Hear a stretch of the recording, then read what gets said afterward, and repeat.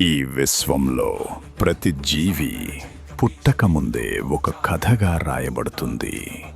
ఆ కథను రాసేది విఘ్నాధిపతి వినాయకుడు. ఆ సమయంలో మహర్షి వాల్మీకి అక్కడికి చేరుకున్నారు. వినాయకుడు రాస్తున్న ఆ పవిత్ర గ్రంథాన్ని చూసి ఆశ్చర్యంతో నిలిచిపోయారు. ఆ లేఖనంలో ఒక కొత్త జీవితం ఆరంభం కనిపించింది. ధర్మం,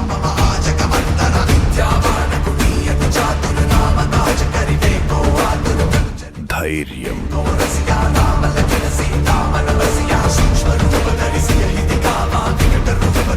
జ్ఞానం,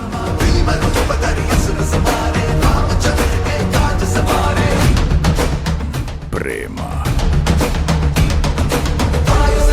శాంతి,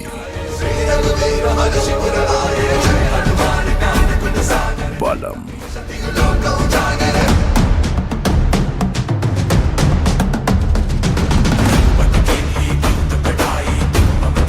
ఆ కథ ముందుకు సాగింది. అత్యుత్తమ గుణాలతో భూమిపైకి రానున్న ఒక చిన్న దేవత కథ. ఆ గుణాలన్నీ దేవతల ఆశీర్వాదాలుగా మారి ఆకాశం నుంచి వెలుగులై ఒక తల్లి గర్భంలోకి ప్రవేశించాయి.